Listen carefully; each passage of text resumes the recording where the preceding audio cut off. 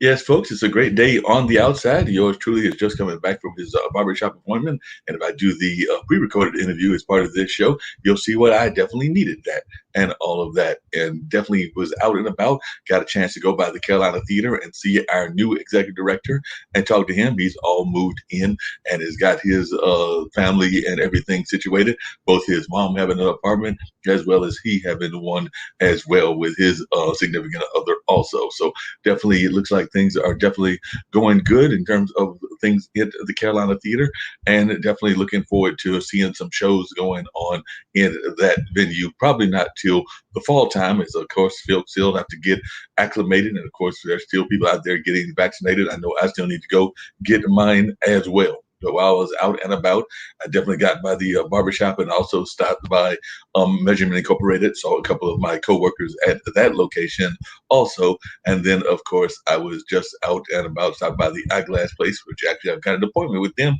on next week, next Wednesday, before the online dinner party. So not this Wednesday, but next Wednesday, I'll be trying to check on these specs and these eyes and see how they are doing and all of that. So that's just some of the things that are going on in my life. Of course, I did see people out enjoying the great weather outside. As a matter of fact, I've seen a number of folks out there walking their dogs, and in some cases, it's like the dogs are walking them because they are definitely out there enjoying the weather, enjoying their time in the fine weather and all of that. So it's great seeing people out and about and enjoying this great weather.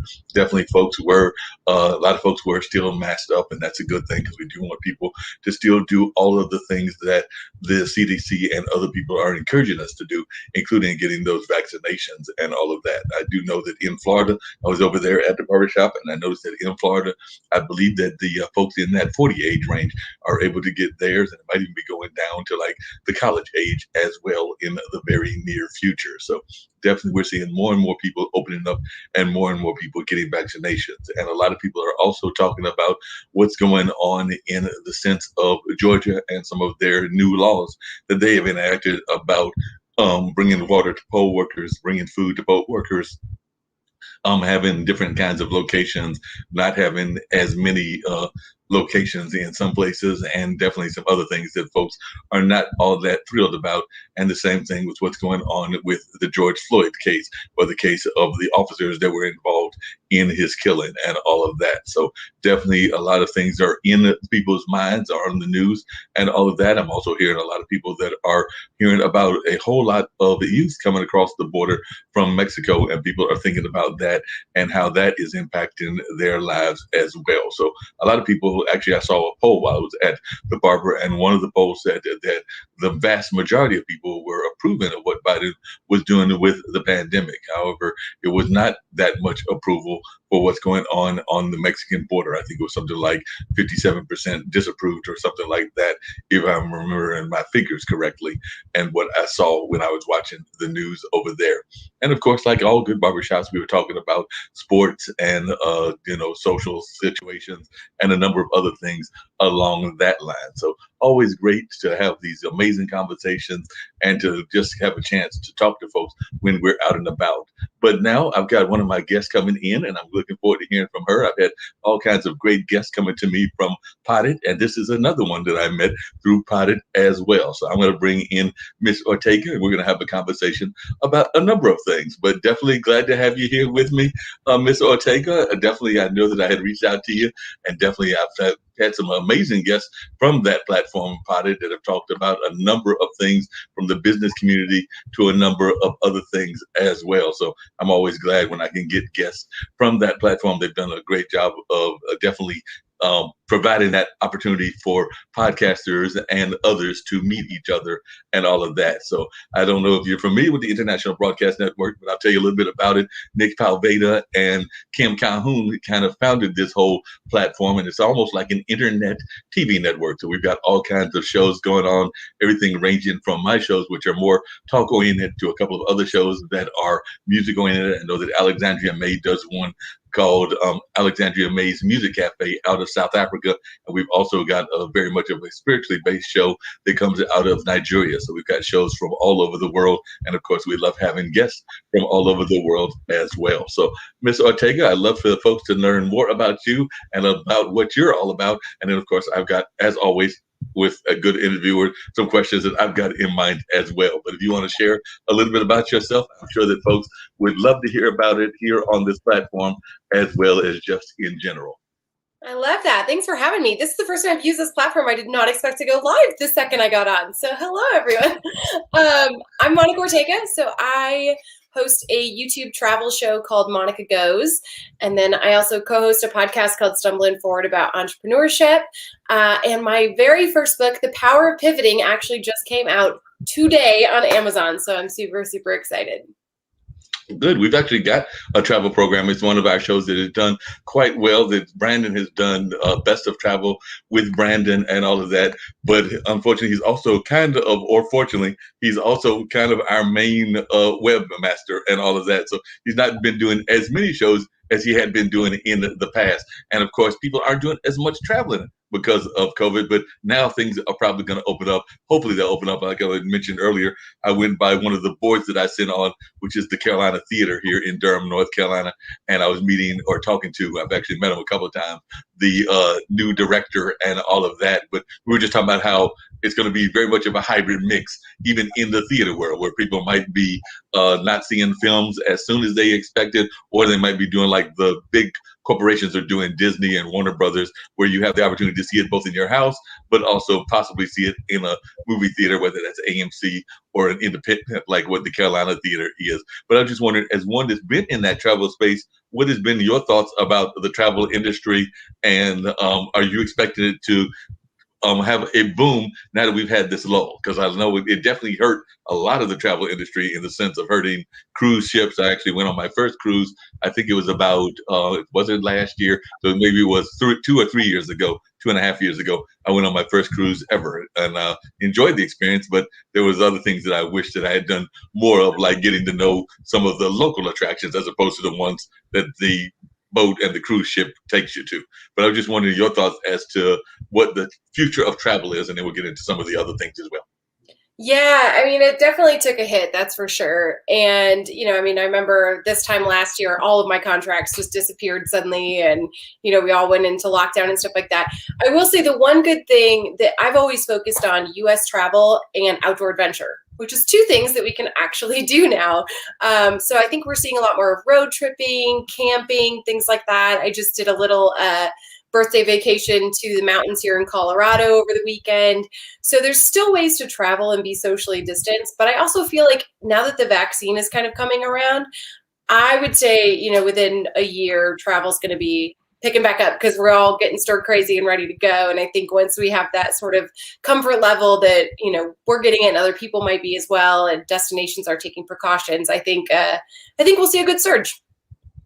Yeah, definitely. And it sounds to me like you did, and I'm going to bring in one of our other guests because we got some other people that I've invited to come on, and they popped on as well. So that's always a great thing when this happens and everything. But you definitely did the pivot. And a couple of times we talk about pivoting, we talk about the nature of the pivot, and a lot of people have been pivoting in this day and time. So I was just wondering if you could talk a little bit about your own personal journey of pivoting and kind of some of the things that you went through that caused you to do the pivots that you have done in your life. I know part of that might have also been around your relationship situation and things of that nature. But I was just wondering if you could talk about the nature of pivoting and how you have embraced it, because it says that the title of your book is The Power of Pivoting, How to Embrace Change and Create a Life You Love, which I think more of us need to have.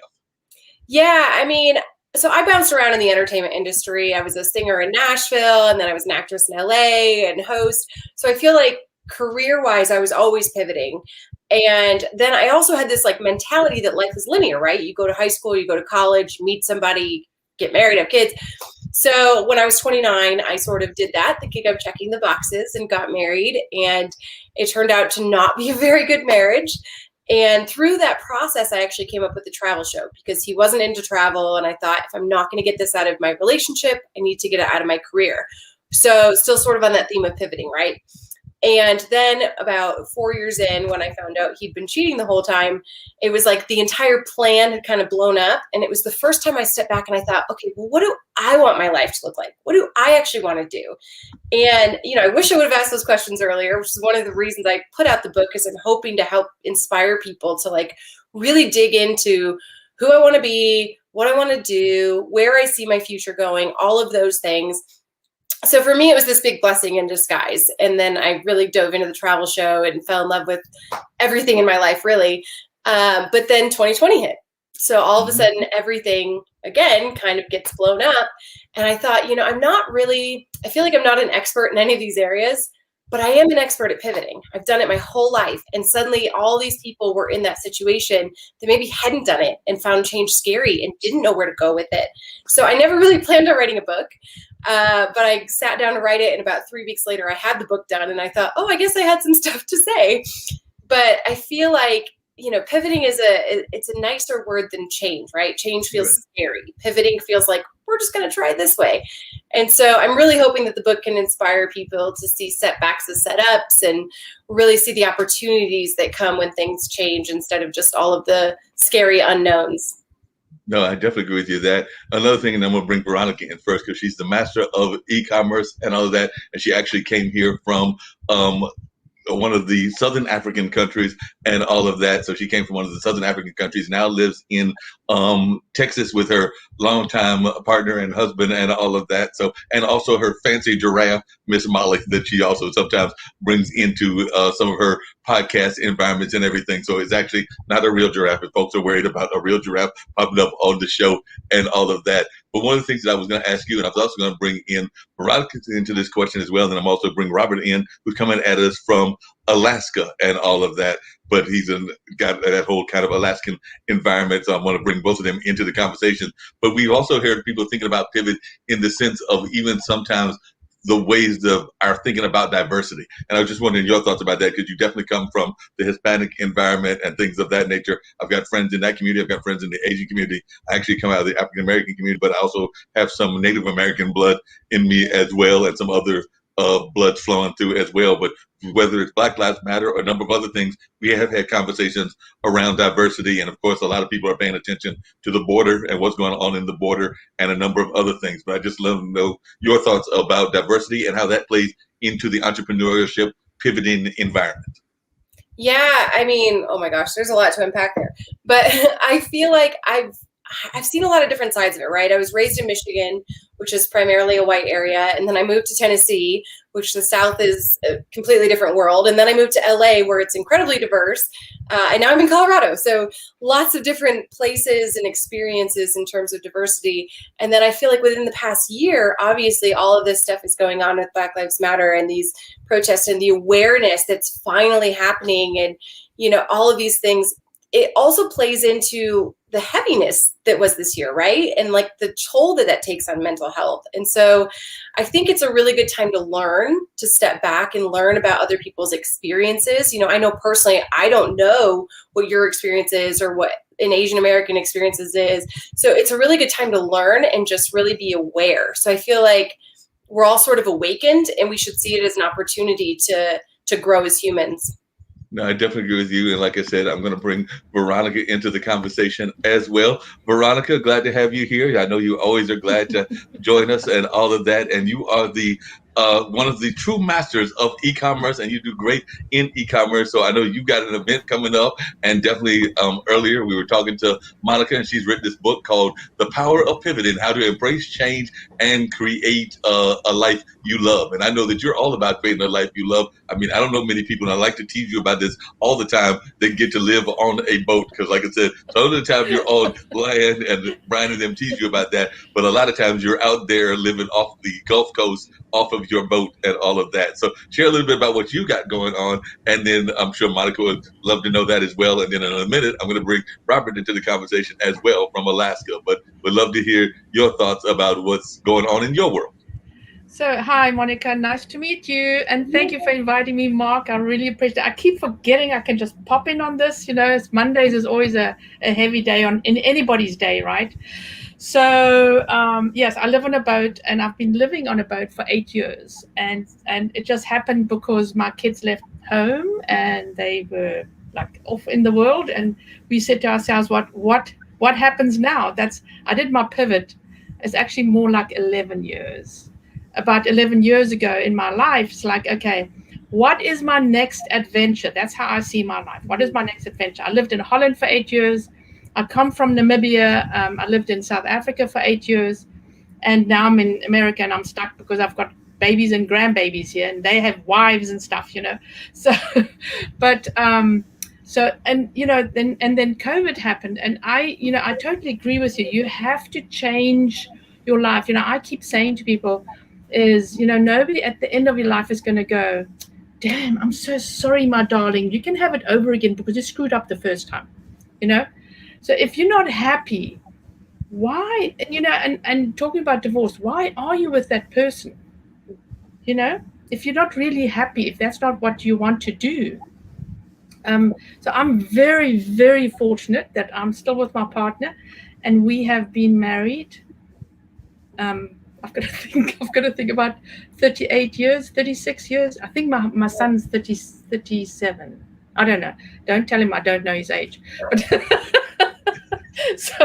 so I just celebrated my anniversary as well in March. So, but yeah, so I have been, I want to say blessed, but it's not right. I know my daughters-in-law keep asking me, so what made your marriage successful? And I said it was damn hard work. There's nothing easy about a relationship, and it has to be from both sides.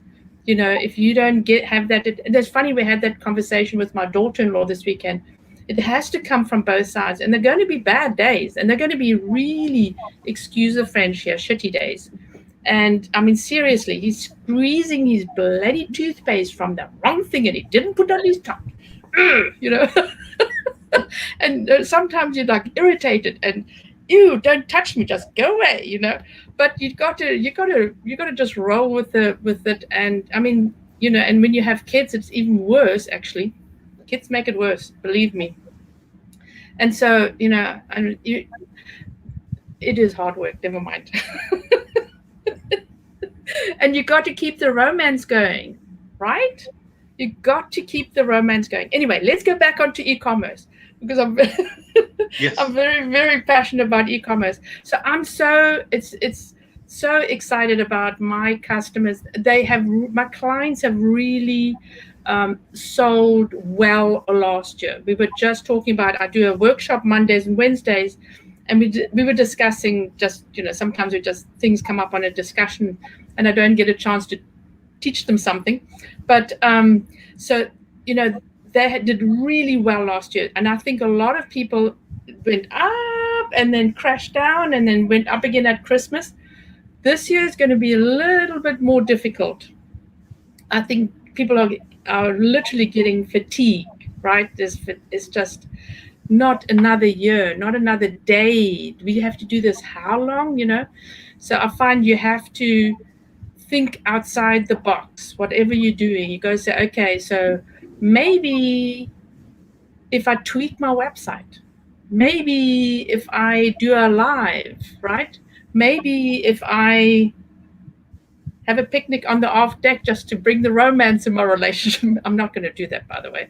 He has to bring me my wine on the off deck. But and I get tea in bed. So in the morning. So you have to just say, okay, if it's not working, how can I make the change? And that's personal and business, right? What can I change to improve? So you always got to be thinking ahead. Okay, so if I'm not getting enough sales, what I'm going to do? How can I change it? So anyway, so I got sucked into. I've got to tell you this. I got sucked into the summit thing, right? So somebody said to me, "Hey, why don't you do a summit?" And I thought, wow, this is a great idea. Until I had to do it, and it was like so much work, right? But it is so exciting. I've had so many fabulous speakers this year, and Brian Schulman is one of them, and Tim Son is my producer. I'm very happy about that, and it's going to be for 2 days, and I'm going to bring all these experts in Instagram and YouTube and Amazon Live, and there's lots of video actually, I've noticed, email marketing and shipping and QuickBooks and anything to do with business, right? And whether you are selling a product or selling a service, you still have to sell, right? You still have to know your numbers. Okay, you don't do shipping when you have services, but you still have to know what the sales tax rules are. You still have to do your Instagram and do your lives and be in front of your customers, because if you're not, they're going to forget about you, right? So anyway, so we start. So yeah, so I'm very That's excited very about true, this. and I'm looking forward to it. And we're going to learn some more details about that. One of the things that you brought up, and I wanted to hear from Monica about that, and I'm also going to bring Robert into the conversation as well, our gentleman from Alaska. But she talks about mental health and visualization, and I know that that's something that's very important to you as well. So I'd love to hear your thoughts Huge. about mental health and visualization and how that plays into what you do with your whole entrepreneurship conversation, because I do know that that is very important to you, Monica. You actually mentioned it even in some of your promotional stuff and things along that line. And definitely, I think most entrepreneurs need to visualize what that success is going to look like. But I'd love to hear Oh. your thoughts, and then I'm going to bring Robert into the conversation as well. But Monica, what are your thoughts about mental health and visualization and how that plays into the entrepreneurship journey?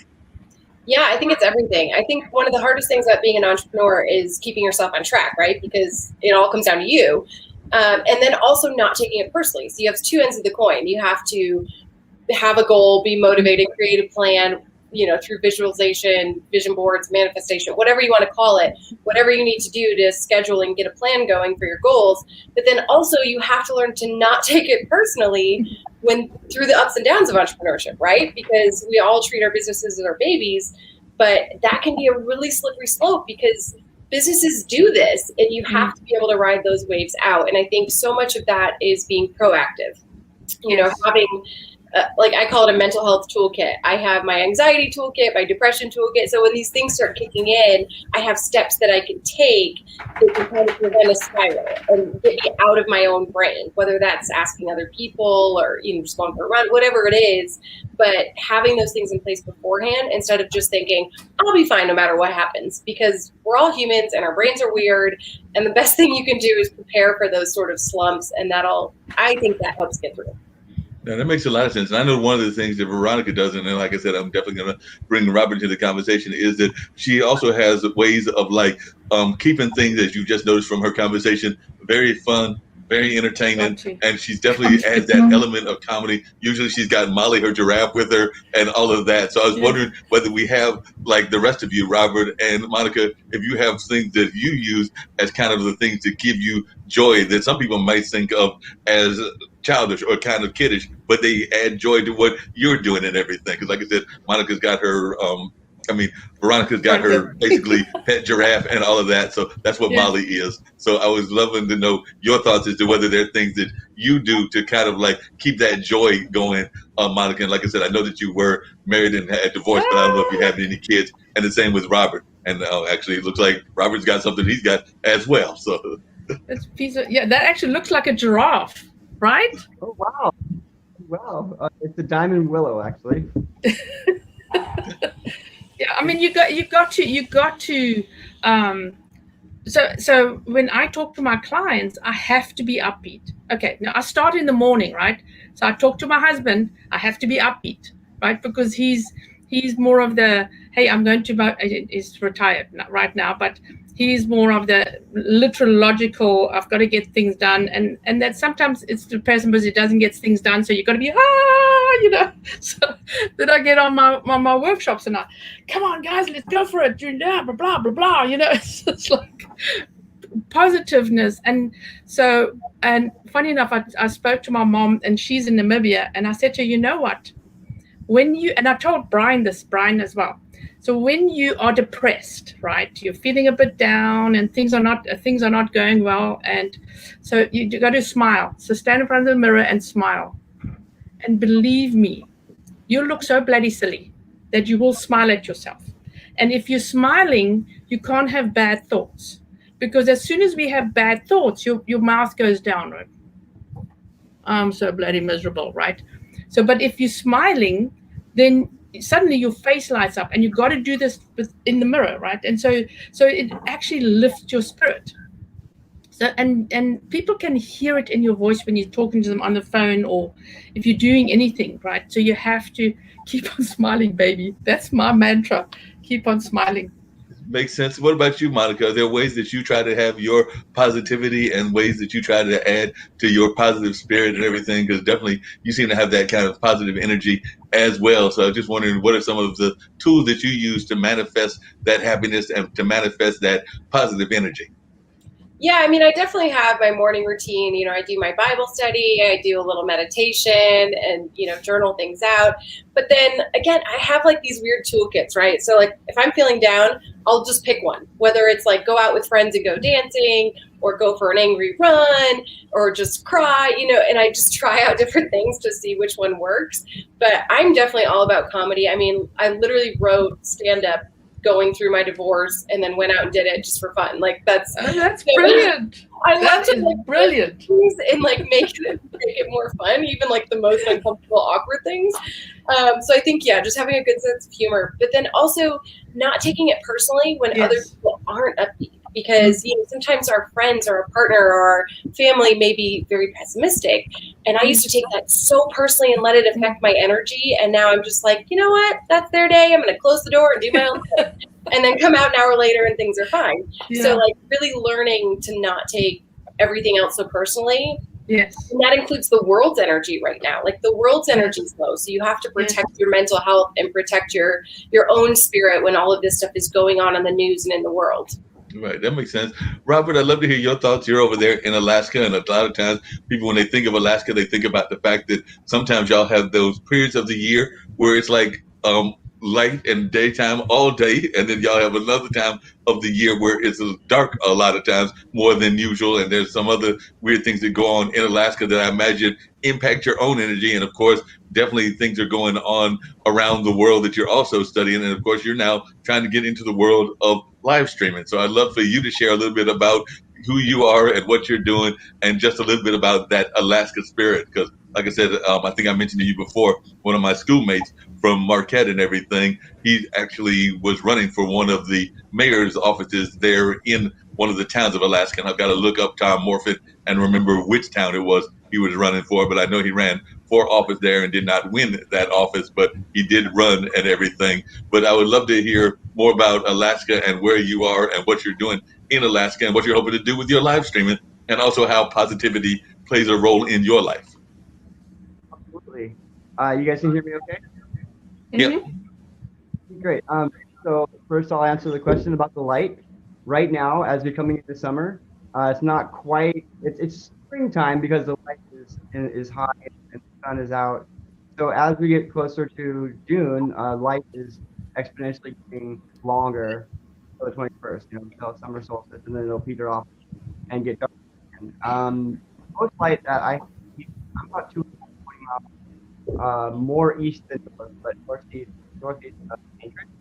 And so I'm about 200 miles from the stoplight, and about 220 miles from my Trey's. I love Alaska. I lived here my entire life. My grandfather lived this property in 1968, and he eloped with my dad's mom after World War II. He was a veteran of the war, and they were homesteading out Alaska land after it was becoming a state, and we screwed in 1968. We got 80 acres here, and so I got past 2016, but I've lived here my whole life, and so it's just me and my Rocky Boy, my dog, and I do remote transportation and tours for all people. All my are exclusive, simply because I don't have workers or assets to launch properly. And when COVID happened, it kind of really just dampened it. I have to pretty much relaunch my business. I just launched it, a brand new car, which I have bought during COVID, but it's okay. It's given me a chance to, follow the trends of the world. As I don't say anything positive about COVID stuff in any way, but it has really helped me network. I've access to free streaming apps, things like that, and I've been trading on. I try to stay away from Bitcoin, but I'm doing all kinds of new stuff this year that in 2020 I can't do before. Things I did in 2020 for the first time. I started a podcast. Doing videos now. I got on. I trade stocks now for the first time. I actually have quite a big portfolio, and I've been listening by myself all year. And it's given me. My grandpa did that. He would years that way. And so I'm feeling a lot more comfortable and I'm just excited. You feel empowered when you realize that you can, keep yourself alive without, basically without for moose, caribou, and for eggs and milk. And want to, of course, they don't work well in the winter time. But what I'm getting at is I can live my pretty much 50% off all year long. And so, like, I'll use water maybe every 2 to 3 weeks. That's sufficient. And yeah, I won't tell you. I don't remember the last time I took a shower, but I do take baths all the time. I know. Robert, try and get closer to your mic. Was it coming in and out? Yep. Great. Yeah, let me know when that. I'm brand new with this stuff. That's a little bit better. Yes. And can you turn it up a little bit? I don't know if I can turn it up. I can hit the mic thing and then. Yeah, let's try. I think that. Oh, how about that better? Tends to go in and out. Yeah. I'm so sorry. I don't know why. I just using my Samsung S5 because I don't have my other devices got frozen and ran over, left outside at 40 below, so they're just don't do too well after they've been in the cold for a while. Yeah. The good tip is I use not a lot, but every now and again I will use just the mic that's attached to my phone, and it's a lot better, and it doesn't give me feedback. That's not good. Yeah, that works sometimes, doing that. Yeah. And sometimes I've seen people, because if you're using a Mac, Microsoft or some of the other equipment, sometimes you have to use both the phone and the computer together and things of that nature. So I've seen that. Really? I didn't know that. Yeah, I've seen that work with a couple of folks, but it's not just with a few techniques that folks have used and everything. Monica, Robert's getting that stuff situated and everything. Another thing that you mentioned earlier was the importance of faith in the entrepreneurship journey. So I'd love to hear from both of you and Veronica that importance as well, because I do think that I like to think of it more in the spiritual sense versus the religious sense, but I do think that faith is very important to a lot of the journeys, and it seems very important to you, Monica. So I'd love to hear your thoughts about how important faith is to your entrepreneurship journey. Yeah, I mean, it made a huge difference in my personal life. I've always been, in and out of Christianity, but I used to go hiking. That was my church, I called it, before I found a church that I really liked. But through my divorce journey, there's a lot of stuff that happened that sort of got me on board with it all. But I just think in general, whether it's Christian Jesus or just spirituality or whatever it is you believe, I think having something to ground yourself and feel like there's something bigger in the world makes it all more in perspective. So, right, it kind of goes back to that not taking everything personally, because if you think the world just revolves around you, everything good and bad falls onto you. But if you can accept that there's something bigger out there, whatever that may be for you, I think it can help you ride those waves out, knowing that there's a plan that maybe we don't see yet, right? Whether that's relationship or career. I feel like so often they say you look back and it all makes sense. You went through all these careers to find the right one. So whether or not you see that as like a big plan thing, in my belief, it is. And so if you can learn to trust that, you can learn to trust all of the bad stuff that comes along too, knowing that there will be a purpose to it someday. Yep. And another thing, I'd actually talked earlier in a pre-recorded interview with a woman entrepreneur out of London, and we were talking about the fact that this being March is Women's History Month and the importance of Women's History Month, and both of y'all are women entrepreneurs, so I'd love to hear your thoughts about that, but also how you cope with the pay gap, because there is a vast pay gap that doesn't need to exist in my mind. But then again, I'm very liberal in a lot of my viewpoints and very progressive in a lot of my viewpoints, but I'd love to hear your thoughts about how we can do better, because I don't think it's just a United States problem. I actually think there's a problem globally as well. But I think Veronica would be able to allude to that a little bit more, having traveled around the world. But definitely, I'd love to hear both of your thoughts about this pay gap and what we can do to get rid of this pay gap. Because I think that if a woman is good at the job, that she needs to get paid the same as a man and not have these pay gaps. But that's just my thoughts. And like I said, I'm a progressive. Well, I think a lot of it too comes down to we need as females to ask for more. We need to know that we're worth more, right? And I actually, it's so funny that you brought this up because I had somebody in one of my podcast interviews just mention the fact that my book is called The Power of Pivoting. And he was like, power is full of ego. And I said, from a female point of view, I don't think we see it that way. We need to empower ourselves. We need to step into that. So I feel like men think of like power and money and all this stuff, and us females are like, can we just have a little bit? Yes. And so a lot of it comes down to us standing up and saying, I deserve this and I need to ask for this. And opening yourself up to knowing what other people are getting paid, because I didn't for the longest time ask for what I was worth, because I didn't realize that other people and other men were making that. And then the second I realized it, it's like, oh, I should ask for that too. But if we don't know, you don't know what you don't know. So I would say educate yourself on what other people are getting paid, male and female, and then step into it and ask for what you deserve. Am I correct, Veronica, in thinking that it isn't just a United States problem, that it is actually a global problem, and that it's one that needs to be dealt with on a global standpoint? Like I said, I have not done enough traveling. I think I mentioned to you once before that the only time that I've been out of the country was, well, if you want to count the cruise, I guess technically with Puerto Rico and the Virgin Islands, that's out of the country. But in terms of actually being out of the country, it was Turkey when I was literally a baby. So like I said, I know that my dad was in the Air Force. So after I was born in the 60s, Mom packed me up because I didn't have a younger brother at the time, and we headed over to Turkey, where I stayed until I was like around 3 or 4. So some of my baby years were actually spent in Turkey, but that's my extent of foreign travel, and that's something I'm ashamed of, because I would like to do more foreign travel, and that's one of my pivots that I want to do more of. So Monica, if you've got any tips on where you can get good deals at, let me know, because I need some good deals on some foreign travel. I know, right? I know. Yeah, I would love. I'm getting ready to go and visit my mom in Africa, but well, at the end of the year, hopefully.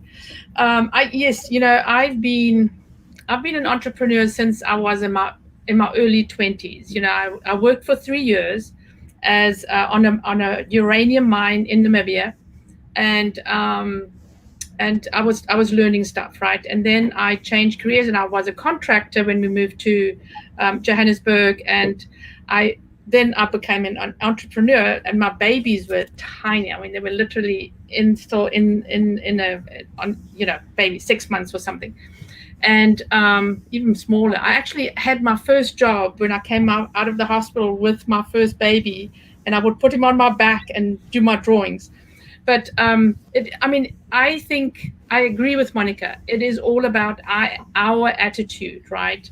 So, and I'm not going to reveal my age here since my birthday is tomorrow as well. But my birthday's today. Thank you. We're birthday twins. Yeah. Oh, cool. Yes. So I've fought against it all my life, right? So I worked in the construction, and I used to do drawings and build houses and stuff, and in the construction industry in Africa. And the guys used to pat me on my head and go, "Oh, this is just a hobby, I don't have to pay you the full price." And then I got into, it wasn't so bad in Holland. No, okay. So, and then I thought, yeah, we're going to Holland, and they're progressive, and it's Europe, and yeah, we're going to kick ass, right? Oh no, they're even worse. You cannot believe it. I was shocked. So I had an English partner who did not understand any Dutch. We went to go for an interview to IBM. I don't know what we were doing, trying to get in or something like that with our company. And this guy would talk to my partner. He would not look at me. It was like, what?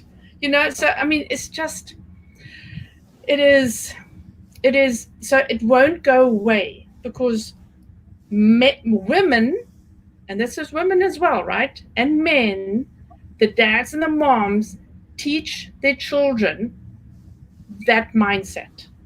Right. And so it perpetuates itself. So I don't know if it is better already. So remember, when I started a business in Africa, that was plenty of years ago, in the 80s, okay, in the 80s.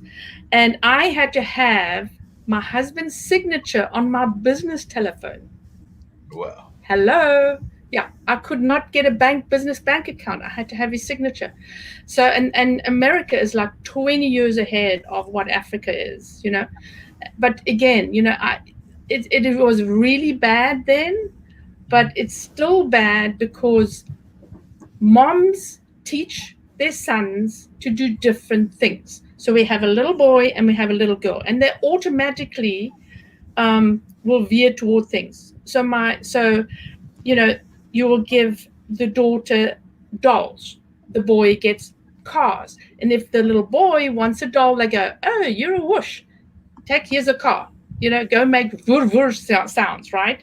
So we are perpetuating that. There's a difference.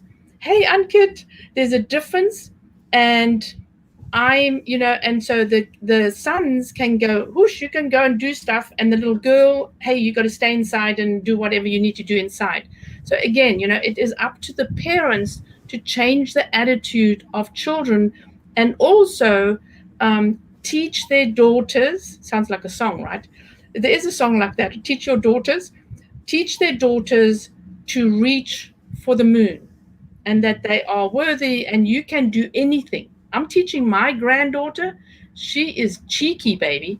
I mean, I'm telling her she can do anything. She's 6.5 years old. She's going to have a boutique and a fashion thing, and also be something else. It changes all the time. But still, you can tell them this is what you can do. You can literally do anything.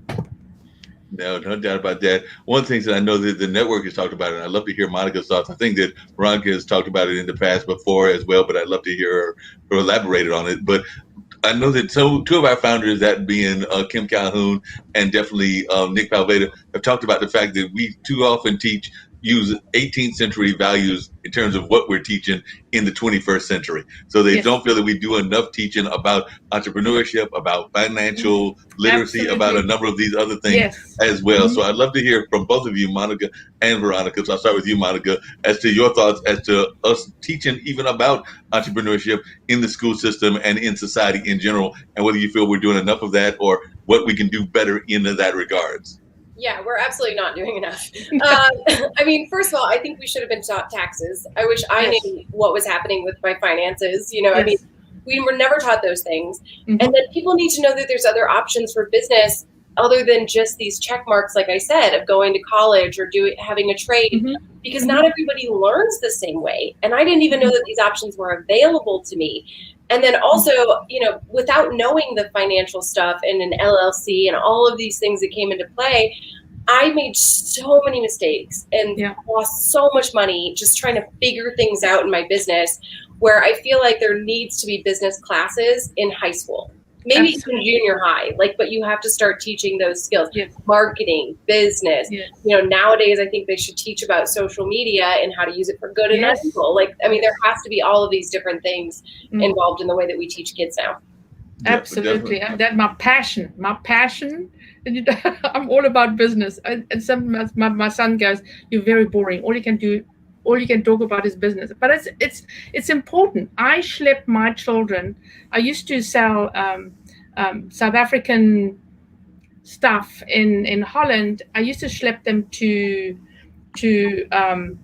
bazaars. I used to schlep them to flea markets. I taught them how to sell their toys if they wanted more money to actually buy something that more than the money that I'm giving them. They had to actually earn it, and they would collect all their toys, go and put it out in a blanket, get their mates, and sell their stuff. And so, so I really believe that we can teach our children to think about it, and also the value of money, right? So, and I see that with my grandkids right now. When you're getting money, you got to work for it. We don't get money for free. There's no free money. You pay for your money. And the amount of times I've got to tell entrepreneurs, they go, "Well, it's costing too much money to use this service." And I go, "You want money, you got to pay for it. Money costs money, right? Doing business costs money. There's no free ride, because when there is a free ride, there is a cost to it." Okay, so I'm teaching. I'm actually starting with my 6.5. She's nearly 7. The 4-year-old is still too young, and my 11-year-old granddaughters to start an online store, and they're already doing the drawings, and I'm going to show them how to do print on demand and sell stuff. And I was going to expand this, and the big ideas, and I thought, oh my Lord, my brain hasn't got enough space. So I'm just going to teach them, and if they have friends, that's fine, because you get into trouble with parents, and and they have to commit. They have to commit, and just teaching them, you can actually earn something. You know how exciting it is to make when you have on your computer that ding ding ding, and you have a sale and you made $10. I made $10 with my book. It's like, oh, I sold another 4. Yes, it's the first thing. I made $40, but it's the first thing I check in the morning, right? It is nothing beats that excitement. Nothing, or the thousands of dollars I make with my clients, is that $10 I make on Amazon. That is the most exciting thing, and you got to teach that to children. That again, I agree with Monica. It's so important. It's so important. Well, Monica's made a new fan and everything, because Ankit is one of the main producers here on the network and everything. And he was just saying that he would like to invite you to appear on our Startup Wednesday show as well. So definitely he has been impressed with some of the things that you're saying, and he would love to have you come in on that show, which is on Wednesdays. And then he was also asking a question, which is a great question, and that's why can't we do a summer internship program for students? So definitely that seems like something that would be a great idea. And he also said that his daughter is actually one of our ambassadors here on this network and everything, in terms of like telling folks what to do with COVID, is working on a business idea and preparing for a pitch similar to like Shark Tank and all of that. Yeah. So definitely, and his daughter is also in that youth age as well. So I have a special deal with Shopify, which I just found out about, because I'm actually a professor. I'm not, I don't have a degree, but I'm a professor, because I'm teaching some college kids. I'm teaching at a college in Poland, 10 sessions about SEO, and I'm teaching them e-commerce, 10 sessions in August. But I'm getting I'm applying for my students for a free Shopify store for my students. So they do a special deal. So yeah, Ankit, that if you do that, Ankit, then I will actually approach Shopify and get us some free stores for the students. Sounds good. And he's actually saying that we need to set up a meeting on this at some time this week. And that's what I love about this platform, is have things happening right during the course of the events and all of that. So we love having that kind of thing going on a regular basis. One of the things that I know that a good friend of mine is actually, it must be a whole lot of March and April babies that are born and everything, because I know that a good friend of mine is actually in the news marketing kind of space and everything, and they are celebrating their birthday, I think they said on Thursday, which would be April 1st, if I remember my dates correctly and everything. But definitely it seems like you got your birthday today, so I'm glad that I've got you to come in here on your birthday and everything, Monica. So one of your birthday things was hanging out with me, and definitely I'm glad to know about that as well. And definitely your birthday, Veronica, is coming up very shortly. And then Zach, who does our show Funk Music with Zach, he was actually doing his show on his birthday, because his birthday is actually Sunday, but he was out hanging out on Saturday. And one of the things that he noticed when he went out was that more and more people were out and about, and they weren't all following the protocols and all of that. So I was just wondering your own perceptions about what people are doing, because we definitely want the vaccinations. I don't have mine yet, but we want those in people's arms. But until that happens, are you finding that enough people are actually getting out there and doing that socially distancing stuff that they should be doing? And I'd love to hear both your thoughts over there in Texas, because I know Texas has had some outbreaks, and definitely I don't know how Colorado's doing, but definitely some of your other areas have not done all that well, like California and everything, Monica. But I'd love to know your thoughts about whether we're doing enough in this pandemic to calm the pandemic down and to get to a more normal state, whatever normality looks like. Yeah, I mean, it's interesting because I lived in Los Angeles when this started, and then I actually moved to Colorado in the pandemic, which was very interesting. So California, I feel like they did the best they could. I mean, everything shut down very, very strictly there. Everybody I know was, taking it very seriously. Colorado's sort of 50-50. It depends on what part of town you go in, if people are really paying attention or not. Even like there's a guy at my local grocery store, just doesn't wear a mask and nobody says anything. And I've talked to the managers and they're like, nothing we can do. But then I also filmed and I don't want to say what state because I don't want to blast people, but I filmed in a state where they really did not care. And to the point where, and this was at the height of it. And I had, a bartender telling me, take your mask off. We don't believe in that. And like, it was interesting because it was the first time I had traveled because I have asthma, I'm immunocompromised. So I was a little bit nervous even taking the trip. And then to go to a place where not one person had a mask on. People looked at us like we were crazy. I mean, it was like heads turned when we walked in the room with a mask on. We had people telling us to take them off. So it depends on where you go for sure. I do feel like it's lightening up a little bit now that the vaccine is available. I just got mine, which I'm probably way too confident and should take it down a notch. But so we just went to the mountains, and there were a lot of people, but everybody was following the rules. It's a small town. They were very, very strict about the amount of people that they allowed in places. So there were a lot of people, but everybody was really conscious of the fact that it's a small tourist town and they take it really serious. So it just depends. Yeah. I think talking about tourists, I know where my mom is in Namibia, Swakopmund is, the whole of Namibia is reliant on tourism. That's probably like the GDPR of Namibia. And so when COVID happened, businesses went under. In a small town of 100,000 people in Swakopmund, they probably have like 100 guest houses. Every second house is turned into a guest house. That's how many tourists they get. And so the businesses slowed down and nothing happened. And the same in Zimbabwe as well.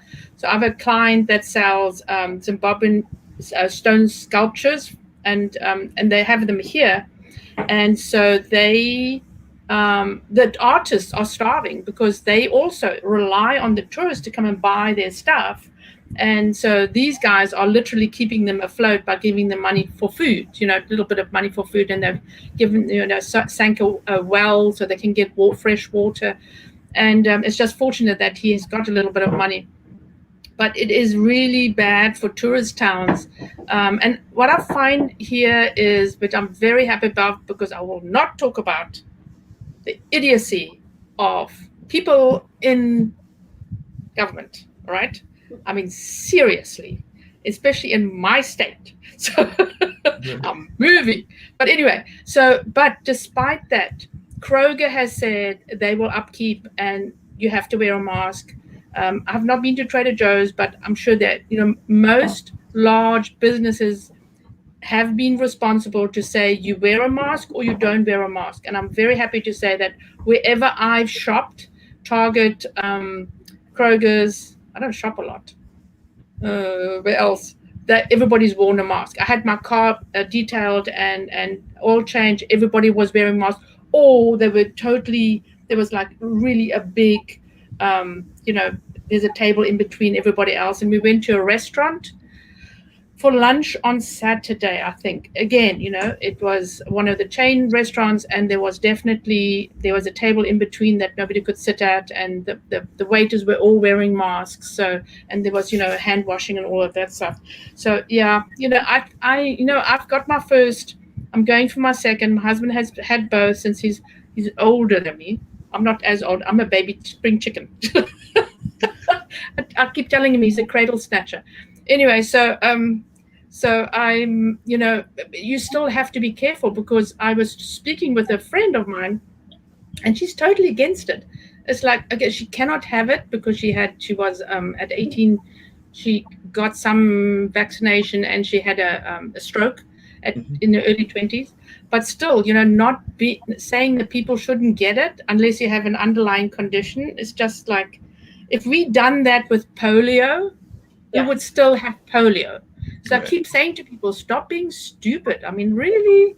But, it's like... Well, government can sometimes be stupid, because I'm still trying to figure out what the heck the Georgia governor was thinking about when he enacted this laws about you can't bring water to people at polling places and things of that nature, which makes no sense to me whatsoever. So he said that you can't bring water or food to folks that are in long lines forever for 3 hours and everything. So that's a new law that they just enacted, I think, last week and everything. But definitely folks are still very puzzled by that law, and they're upset that Biden has called it the new Jim Crow. I actually agree with him that it might be the new Jim Crow if you're going to restrict people's rights to vote and all of that. So definitely, I think that there is some. It's just crazy, right? I think, and Monica really said it. With COVID, it is such and it's also so long. It's such a depressant that the craziness seriously has come out, right? We saw it last year, and I think this year some more. I mean, normally my mom calls me when there's a shooting anywhere, and she's worried about me, like it's next door. But it's just the more the craziness comes out, but we just have to be careful, and you cannot influence people. It's like, when they're a party, and they're not going to vote for anybody else, and blah blah blah. And it's like, you can't talk to people and say, or a faith, right? Any faith, you can't say to them, hey, my faith is better, yours is really crap. So I don't think you can change their minds, because they've made up their minds that COVID vaccination is going to be really bad, and you're going to suffer for it. And here's the craziness. But they'll go to a spa and have Botox, animal fat, injected into their faces, right?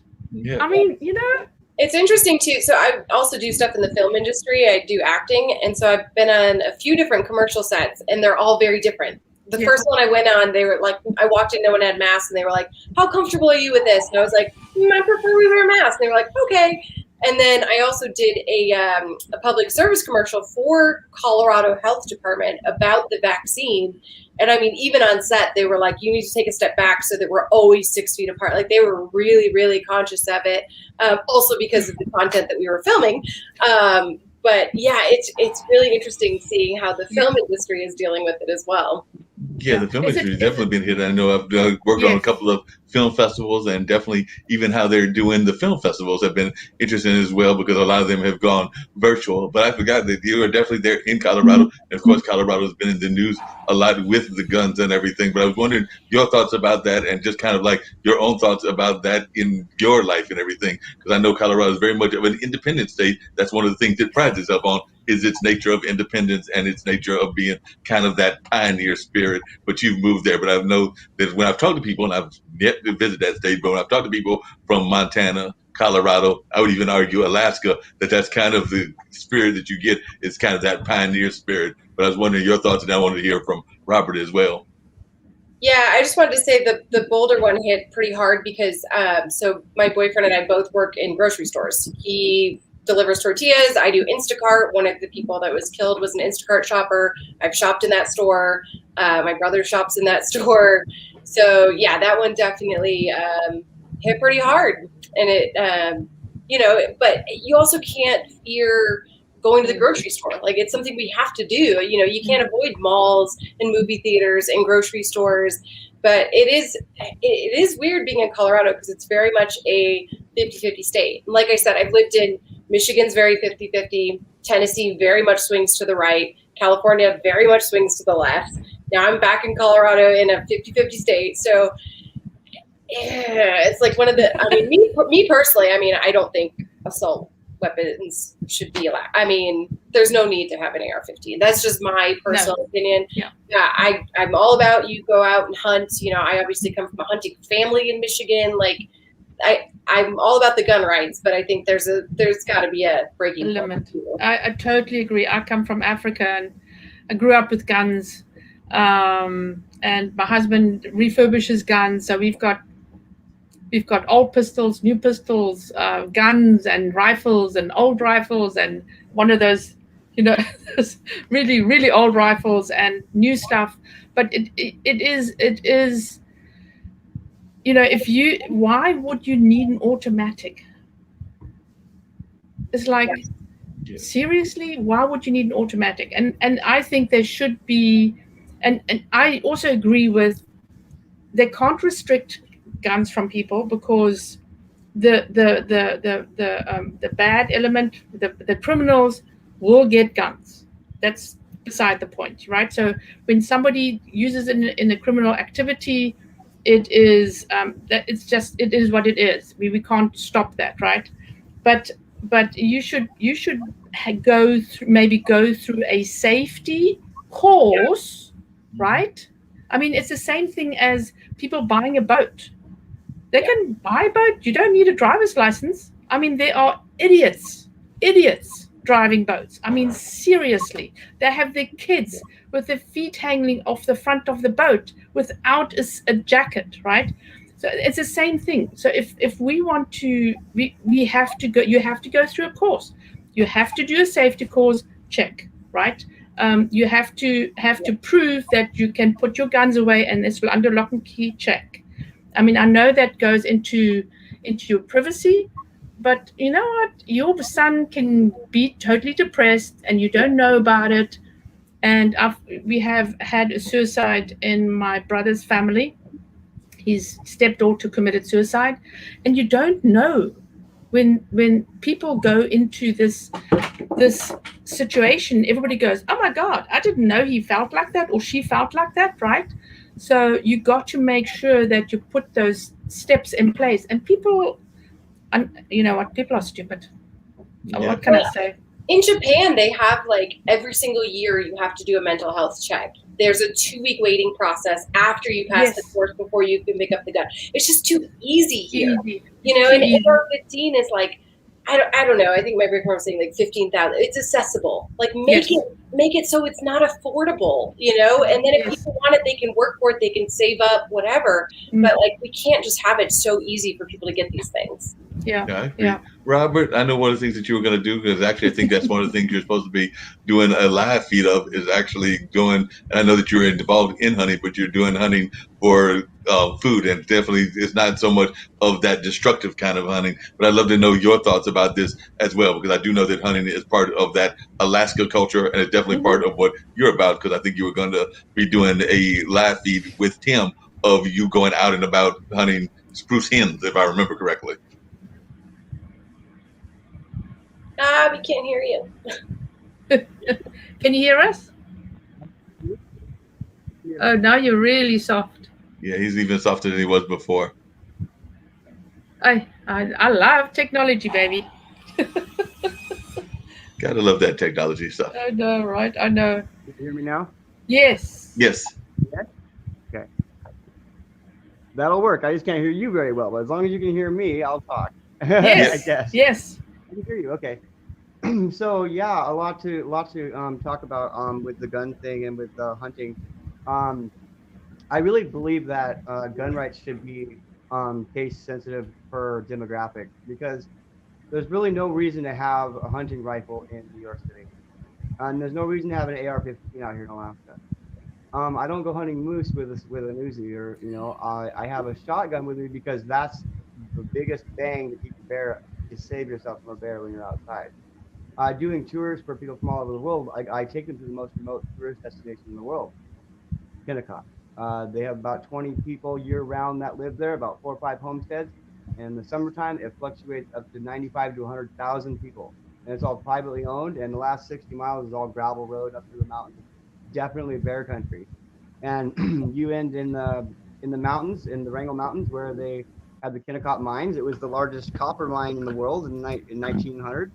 And it was before the Depression, and so it was open for about 15 years, and then the Depression hit in the 20s, and the teens, and they had to shut down the Kennecott mines, but it hasn't been tapped completely yet.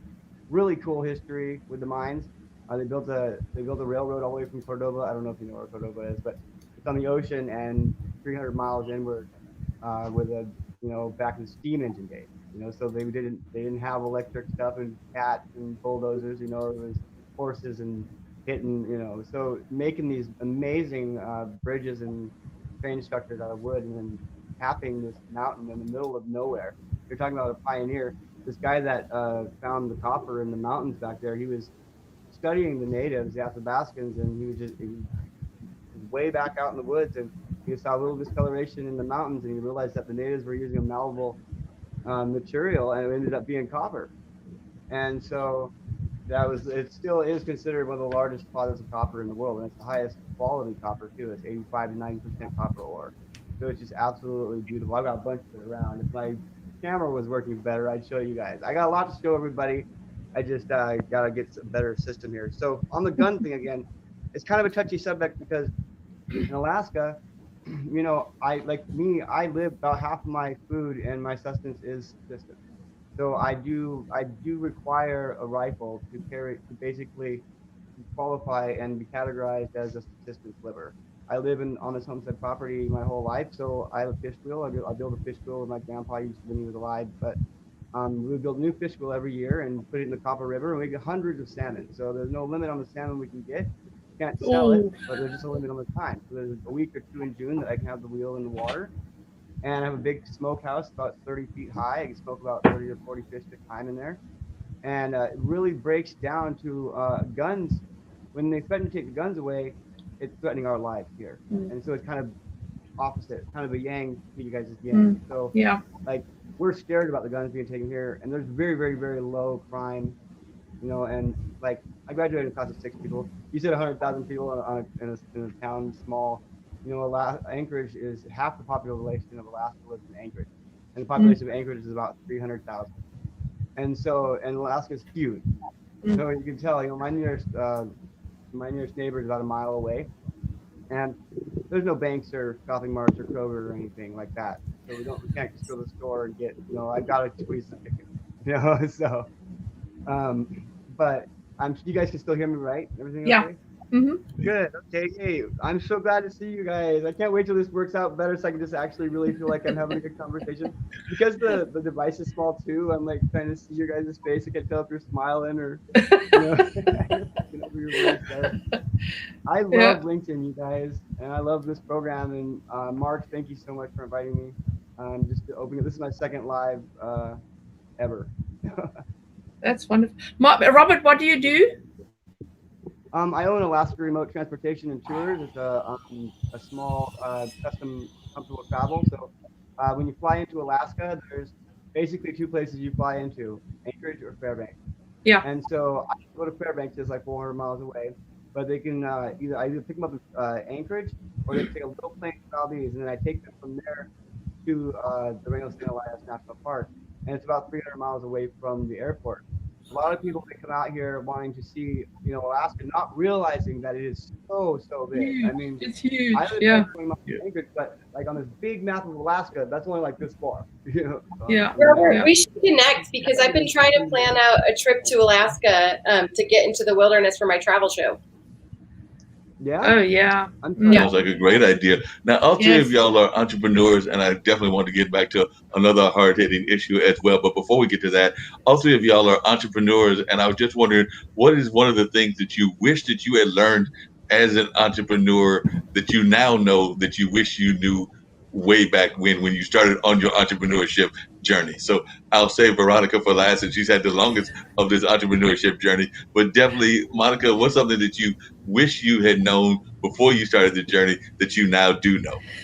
Treat it as a business. I think, I know when I started my travel show, it was a way to get auditions to be a host because I was an MC and a host. So I never treated it as a business. I was just shelling out money to travel and film and edit and, all these things.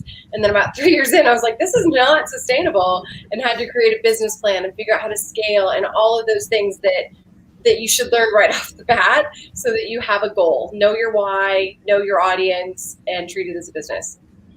Yeah, I agree with you on that, because one of the things that Brandon does, and I'm sure that you've probably done the same thing, and I want to hear Robert's idea of some of that he wished he had known as well. But one of the things that he did, and I want to know if you did the same, Monica, is he started creating products. So like I said, he's got T-shirts, he's actually got IBM TV that's also got products now, but he was doing that as part of his travel show that he was doing on YouTube and a number of other things before he came to our platform, and he still does it on YouTube, but he's got hoodies, T-shirts, cups, a number of other kind of products. So he definitely had the product as well as the business. So I was wondering, is that something that you did as well? Try to get some of that product placement kind of stuff of your own products?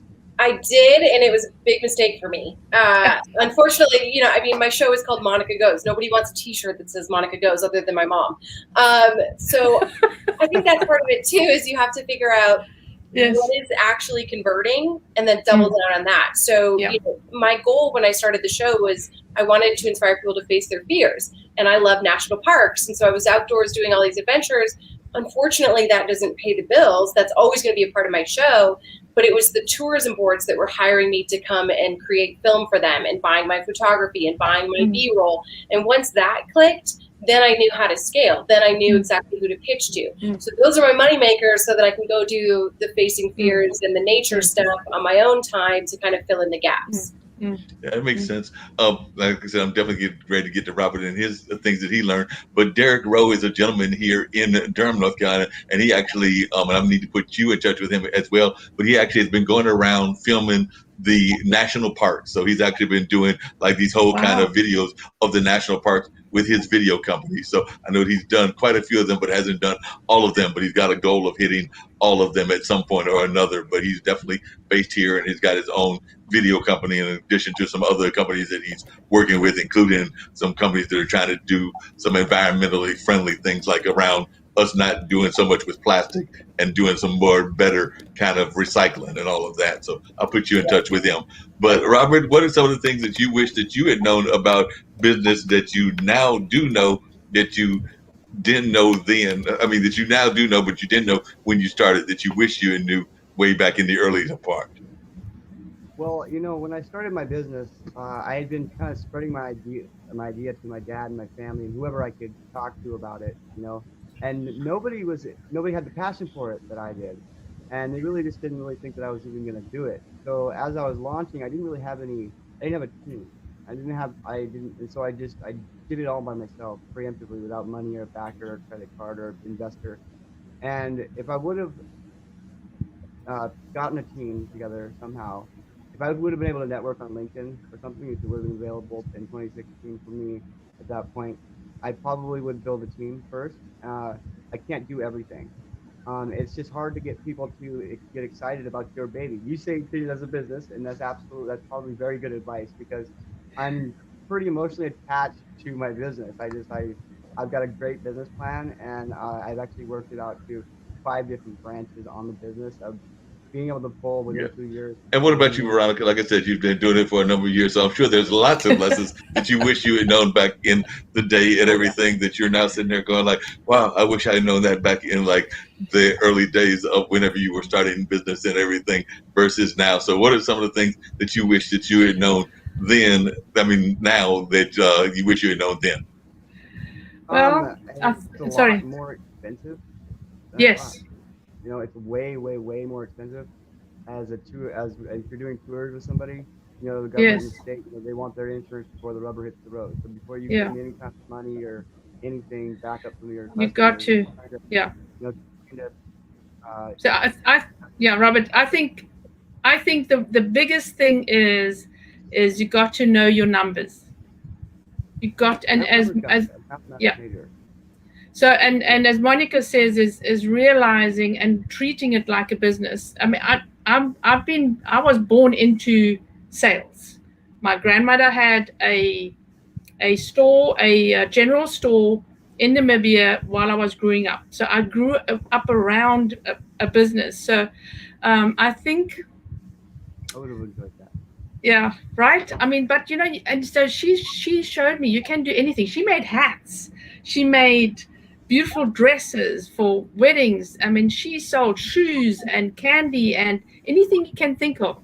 So anything is possible, right? Anything is possible. And so I don't know. I haven't decided what I want to be yet when I grow up. So I'm still having way too much fun, and I've had so many careers. I was a construction builder, designer house. I did $1 million houses in Holland. I did tax assessment for tax consultancy for expats and moved money around internationally, millions of dollars.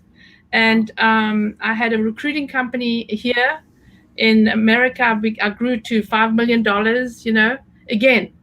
Okay, so there's so much, but one of the things is that I would change, maybe I wouldn't. So here's the thing is, if you don't fail, right? How do you learn?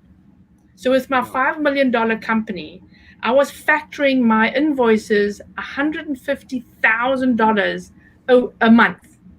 So I was paying for somebody to give me money so I could pay my guys. And I had a really bad experience with a partner. I mean, I was $250,000 in debt. We sued him. I got half of it back. I should have got everything back, but I was way too honest. But again, if I didn't have that experience, I couldn't build on it, right? Because I really truly believe there's always a silver lining. So whatever you experience, and there's the good with the bad, you learn something. It's something in your toolbox, and you can go to the next and to the next adventure, right? So even Robert, when you have your business and you're not going to change your business, right? You always got to think of what's closest to the money. What Monica said is, what's closest to the money. Don't mess around with stuff that doesn't make you money, because you have to pay the bills, right? So what's closest to the money is the first thing. And then and if you partner with somebody, oh boy, don't employ family. Don't employ family. I mean, seriously, right? Because it's really hard to work. Yeah, it's really hard to work with family because they're very cheeky. You can't fire them. And then sometimes it's good. I've had good and bad partners. And then you got So and making sure that so you have a business plan, making sure you stick to your business plan. So Monica said visualization, right? You got to keep your visualization in front of you all the time. What are you working for and where you want to go? You got to know where you want to go. So, and I've been extremely fortunate in my life. I've had so many experiences, and there's no end to it. Believe me, my mom's 85 years old. She's got 8 clients that she does tax consultancy for, and she's not going to give it up because she's scared her brain's going to go. So, and she enjoys it, but she can do her face and her hair, and she has her own money, right? So, and plan more longer than 3 years, plan longer than 5 years. You got to have your 90-day thing, right? Keep your eye on the money, and then plan 20 years out. Right? Because when we're in business, we tend to stay in business, right? And then if it changes, so what? Right? Go with the flow. Monica, that actually raised a question, and I was wanting to know your thoughts, and actually everybody on the panel's thoughts about those folks that are, I like to call them the dream stealers, the folks that will actually bash your ideas and kind of like get you to think that you don't have a great dream or a great vision. I'm sure that all three of you have dealt with that. I know that I've dealt with that. And sometimes they can come out of family or close friends, and definitely out of that environment. But I'd love to know your thoughts about how you deal with them, and also how you deal with what I call self-defeat, because I do think that sometimes we defeat ourselves before we even get involved in the journey. I know that there have been jobs that I was probably very much qualified for, but I'd already told myself, or would continuously tell myself, and this is even late life, because I'm in my late 50s now, where I would sit there, and this was maybe when I was in my 40s and 50s, and be like, no, I don't need to apply for that job. There's no way they're going to hire me. There's no way that they're going to do that. There's no way they're going to do that. And by the time I finally talked myself into doing it, they've already hired somebody. So I think that there's a lot of that as well. So I'd love to know your thoughts, and then also hear from both Robert and Veronica about that as well, because I do sometimes think that too often we let negative forces hit us out also. But Monica, I'll start with you. Yeah, for sure. Well, I think in terms of other people, you have to understand that that's coming from their own self-limiting beliefs, right? And if it's somebody that you can cut out of your life, cut out of your life. But a lot of times we can't do that, right? It's a partner, it's a family member, it's a friend. So then you have to surround yourself with other entrepreneurs. You just have to, because they're the only people that are going to understand going after these crazy things, right? So have some people that you can go to, but then also making a plan for yourself and knowing your why. That will stop both the negative from the other people as well as the negative from yourself. So as long as I can go back to my why, and then I go so far as to even write a letter of all the successes I've had, really talking myself up, you're a badass, you've done this, this, and this. So when those days do kick in, that you don't feel it, you can go back and you have evidence of all of the things that you've done before. It's also a good trick if you're ever like going into an interview or you're just like you really self-conscious about some stuff, read that letter. Yes, that is so true. Having the recruiting company that's what I kept telling people when they go on a job. You can do it, right? You can do it. You can do anything. But unfortunately, we limit ourselves. Sorry. Yep, definitely. I agree with you. What about yourself, Robert? What are some of the ways that you have tried to deal with folks that have been giving you that negative vibe that they don't have the same kind of dreams that you have, but they might be coming from your family or your friends and things along that line? Or even sometimes, as I just stated, in my own case, you kind of defeat your own self before even going on the journey. So I was wondering how you dealt with that and if you've had that experience. So with me, is my dad, my biggest influencer in my life, and he's the one that is my hardest critic, besides myself, and so he doesn't believe in he doesn't think that I can do it, and he doesn't support me in it, and he doesn't believe me really, honestly. And he lives in Anchorage, a couple hundred miles away, and it's just something that my dad has always kind of been, and so Yeah. I'm always trying to kind of impress him a little bit, and make Mhm. my dad. But the main reason my why, the main reason I'm here is this is my grandpa's property, and I want to stay here. I lived here my whole life, and I want to be able to employ myself. I want to be able to survive here, and there's no employment around. So if you don't work for the school or the state or the LDS type, something like that, you don't have a way to access money. And so I'm used to living this lifestyle out here, but I get a lot of slack from my family.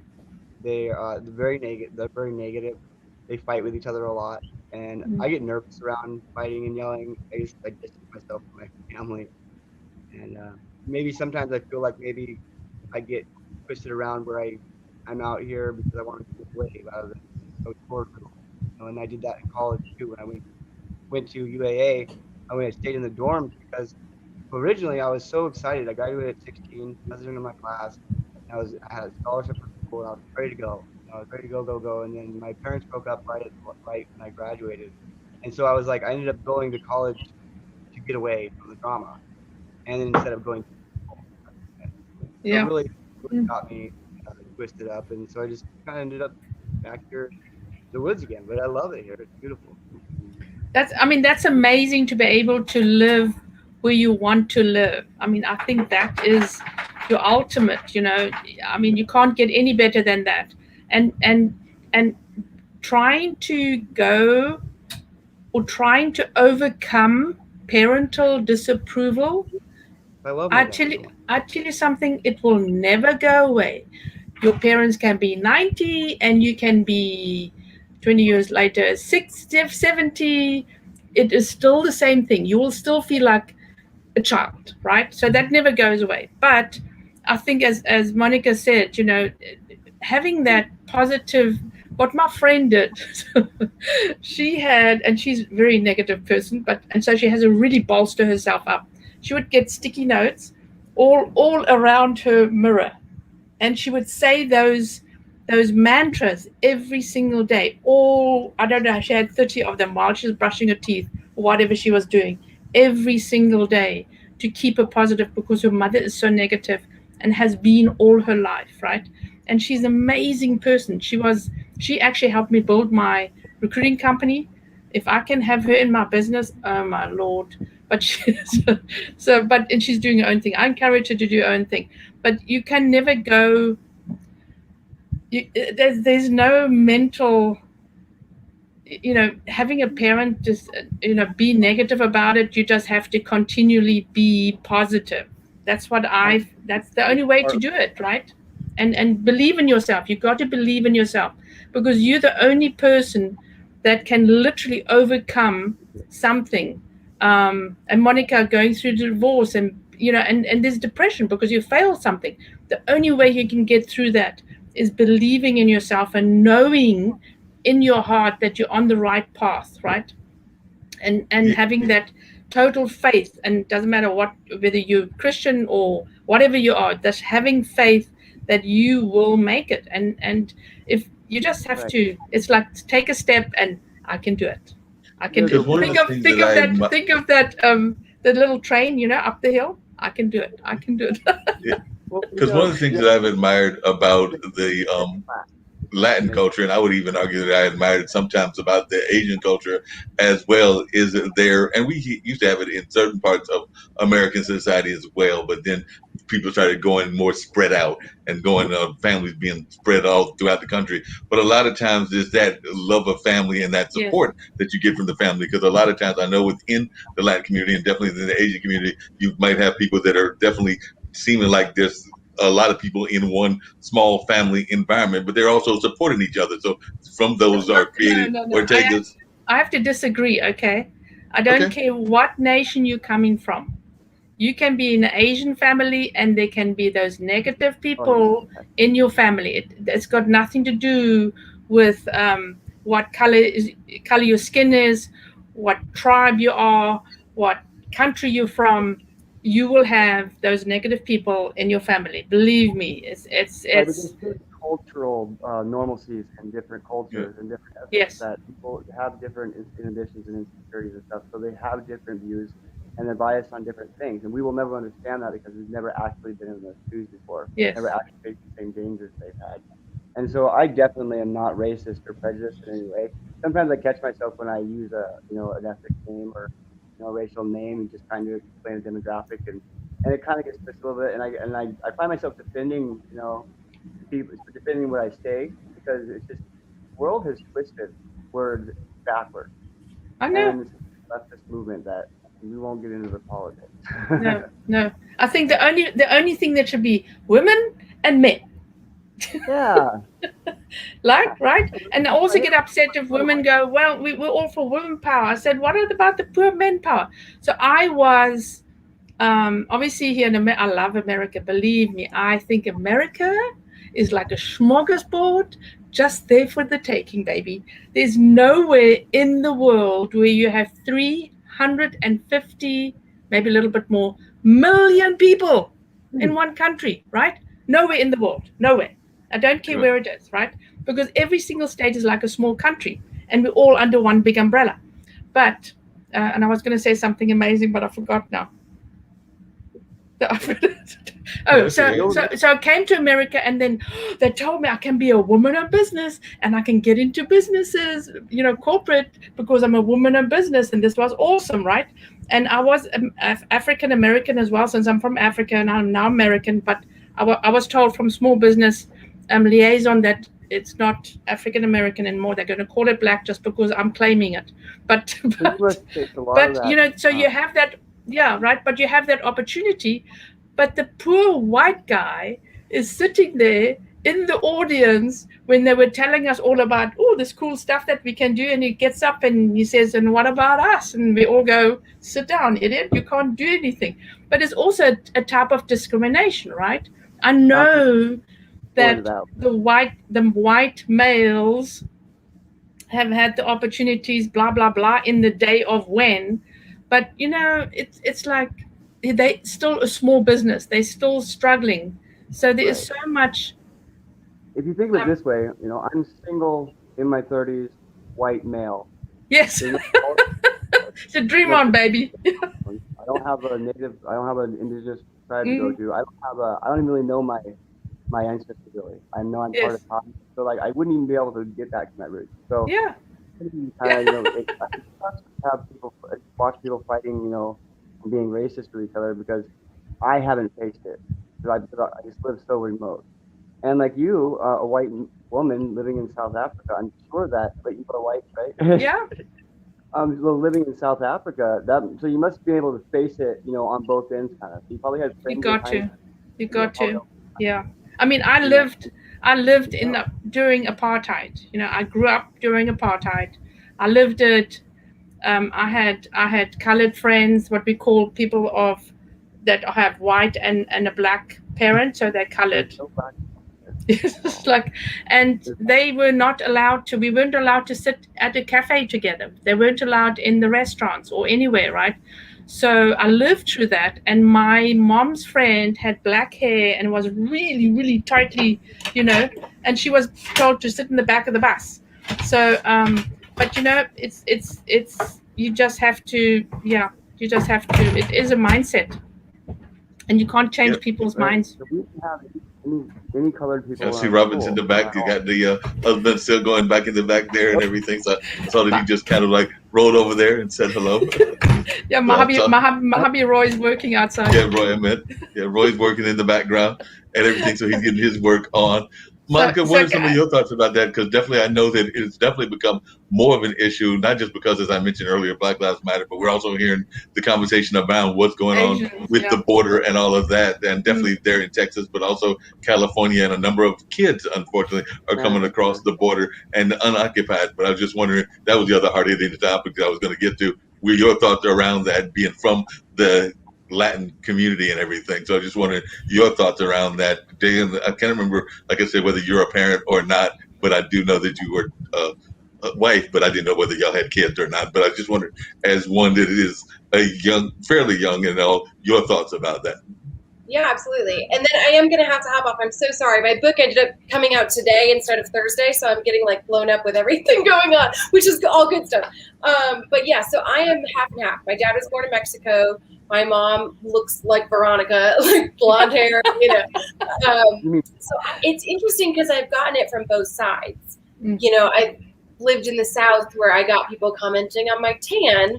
And then I also lived in California where I had people angry that I didn't speak Spanish. Yeah. So it's like you're never enough of one side or the other. And, I went to England and they also commented a lot on my tan. Like, oh, she's a brown girl, huh? Like, so I've kind of seen it from all sides. But it's definitely interesting, like being in America, because it's like you're not enough of one or the other. You're either you're not proud of your heritage because you don't speak Spanish, or you are Hispanic, so you stand out in a place. Like it's definitely one of those things I feel like I get both sides of. Yeah, absolutely. I totally agree with you. I found that both. I mean, we are our worst enemy, right? We perpetuate the whatever's going on. It gets perpetuated over and over and over again. I mean, can we just live with each other, right? I mean, so actually, I'm going to learn Spanish. I think it is good that people are acknowledging that there is this discrepancy, though, because I don't think we did before. Because I never talked to people about the fact that I felt racism from both sides. It just wasn't something you talked about. And now all of a sudden, I've got people ask me about it, and it's just interesting. Like even having conversations with my dad, because when I moved to the South, he was like, "You might deal with some stuff, but I actually got more of it in California." With Hispanic families that didn't want me to wait on them because I'm not proud of my heritage and don't speak Spanish. So it's like I never felt enough of either one. And so I'm glad that it's finally an open conversation that people are having so that we can understand each other's experience. And kind of like I said to Mark, I don't understand the Asian American experience, the African American experience. So it's a time where now that we're having these conversations, I'm open to learning about other people's stories as well, which I think is a good place to start. No, I think that's one of the greatest things that we can do is definitely learn about our cultures and be proud of our cultures, but at the same time, not try to knock everybody over the head with your viewpoints and everything, but just kind of like share and be proud. Because I know that where I grew up at in North Carolina, there was a small rural town in North Carolina called Warrenton, but we actually had 3 homecoming queens. We had a homecoming queen that was of European American background, a homecoming queen that was African American background, and a homecoming queen that was Native American, because there was a tribe that was there as well. And that tribe has some history, because some people think of them as an authentic Native American tribe. Some people think that they're more of like a made-up tribe and things of that nature. So that has its own little history as to whether it's an authentic tribe or not. But as I've said, even on this show and other shows, I've got a cousin that actually claims more of that Native American heritage. She gets very much involved in the powwows, involved in the dance competition. And my whole thing is like, if she wants to consider herself that part, and we do acknowledge that we have Native American heritage, but if she wants to consider that the majority part of her heritage, I'm not going to argue with her. I'm going to support her when she goes and does her powwows. I'm going to, if I can get to them, I'll go there, and I'll be there as a supporter, as a family member, and not one of those negative family members that you were talking about, Veronica. But I'm just going to support her in her way that she perceives herself. And I would imagine that's the same of folks that are of mixed heritage like what you are, Monica, and everything, that you might have some people that want to claim more of the white side and some people that might want to claim more of the Spanish side, and some people that might just want to acknowledge both sides and acknowledge that they have both of that sides of their heritage. But whichever way they want to go in that viewpoint of themselves, I'm going to support them. But I do think that we need to, what you just said, Monica, try to understand people of different cultures and learn different cultures. I know that even though I don't have any Asian blood at all, as far as I know, in my bloodline and everything, I love hearing like K-pop and some of this other kind of music that is out there, and learning new parts of cultures that aren't even part of my own heritage or anything, but it's just something that I like to learn new all the time. Now, there might be some music that I hear and I'll be like, okay, I've heard it once or twice, didn't really like it, so it won't go into my rotation of music and everything, but that's just me and my personal taste. But I do like to give everything a chance. So like I said, I've even heard some good Polish music, the good polkas, and some good Irish music and good music of different kinds of cultures. And I just think that that's something we need to do more of, is learn, be proud of our heritage, but at the same time, not try to abuse that as well. So I do sometimes think that sometimes people will co-opt heritages as well, and they will try to take it over. We saw that with blues music and jazz music and things of that nature. So not necessarily supporting the people that are the roots of that music, and then kind of like taking it and claiming it as your own. So that's where I have an issue, when it's claimed as your own and you don't necessarily give credit to the people who the music came from. I'm just using music as an example. And I could even say that in the hip hop community, blues, jazz, and a number of other things. So I don't mind, I'll give an example. I don't mind having, say, a Justin Bieber or somebody like that use hip hop or things of that nature, as long as they acknowledge where it came from and its roots and all of that. Now, if they kind of like claim it as if it's something that just came out of the blue and that they're the main stars of it, that's where I have an issue. Yeah. Well, I as a white woman, I grew up in two cultures as well. There was an Afrikaans culture, and there's an English culture and a German culture.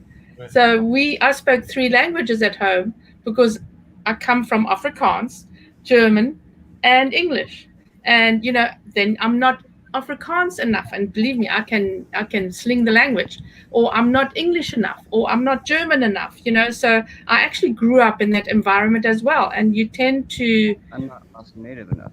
Yes, exactly. I mean, it's just crazy, right? It's just crazy. So I have to literally change my accent when I speak Afrikaans to make them realize that I am actually Afrikaans. Hello. So, and I went to German school, Afrikaans school, and English university. I only lasted for a year, but I failed. But still, so I had the 3 cultures, and believe me, you either were Afrikaans school or English school, and not the twain shall meet. Yeah. So. Right. Understood. And like I said, I know Monica said she's got to get ready to bounce, and we still got a few more minutes. But one thing that I wanted to do before Monica got ready to go is one of the things I try to do with all my guests on just about all the shows that I do and everything is, one, if you could tell folks where they can get your book from and how they can reach you and all of that, that's the most important thing. And then secondly, one of the things that I try to get people to do is, like I said, this is the International Broadcast Media, and we've got folks that are both doing shows from around the world as well as listeners from around the world. So I always get my guests to give their words of positivity, their words of encouragement. Y'all have given some of that during the course of this interview and everything. But if there's any specific thing in terms of words of encouragement, words of positivity, this is your opportunity to do that. And if there's anything that you haven't shared that you would like to share, this is the opportunity to do that as well. Awesome. Thank you so much for having me on. This has been really fun. So my travel show is on YouTube at Monica Goes Show. That's also where you can find me across social media. Everything is on my website, monicagoes.com. And my book, The Power of Pivoting, is on Amazon as of today. So, yeah. So, and is there any words of encouragement that you would like to share with folks as well? So any words of encouragement that you want to share with our audience and all of that? And also, I'm sure that everybody, including, I think, Ankit, who said that his birthday is coming up in several weeks or everything, because he did send all of y'all a happy birthday shout out and everything. So he said his is in 70 days. So, and mine is in probably about that time too, because mine is in July. But definitely any, what are you doing for your birthday, and any words of encouragement? Well, I went to the mountains over the weekend. So today, actually, when I'm done with this, we're going to go get a cake and some dinner and stuff like that. But words of encouragement, I would just say be kind to yourself. I feel like that is the number one thing right now with everything going on. Just really check in with yourself, be kind, and then try to see setbacks and all of that as setups and just learn to lean into the pivot. So. Yep. Thank you so much for having me, guys. No problem. Thank you. Cool. Well, that's Monica going, and definitely I'm glad that she was a guest. She was a truly amazing guest and everything. Definitely, Veronica, if you would really quickly, and I'm going to get to your words of positivity and encouragement as well. But what kind of things would you like to say about this lovely commerce event that you've got going on with Tim Sohn, my good friend, as well as Brian being one of your speakers? You mentioned some of that, so tell folks the date and also a little bit more about that, and then I'll get to Robert as well. Okay, brilliant. So it's a virtual e-commerce summit. It's going to be April 10th and 11th for 2 days. It's only from 10 till 2. We have an amazing networking event. If you're just going to listen, it's for free. If you want to be part of the VIP, where you get the videos and you can win prizes and have conversations with the speakers, it's, I think, only $47, which is not a lot. And I have amazing sponsors. One of them is OmniSend marketing tool. Another one is StreamYard, by the way. And then I have Wave.video and Hello Woofy. So blah, blah, blah, blah, blah. So anyway, and there's from Instagram to e-commerce and QuickBooks, and there's so much information that you're going to get, and you get an action item every single time you listen to somebody. And it's only going to be short stints. Oh, and I have a panel discussion with e-commerce owners, and they're going to be talking about their experiences and what they would do if they had to change it. And so you can get hold of me anywhere, Veronica Jeans, Shopify Queen, and also you can buy my book, Shopify Made Easy, because that will show you literally how to set up your store, how to set it up properly, step for step, lots of screenshots, and positive. Just do it. Because definitely got to just do it. Yeah, I agree with that. That's something we need more of in everything. Start something, right? When you look back at the end of the year and you go, you know what, I did it, or you're going to look back and go, I should have done it, right? So you just, right. Yep, that's very true.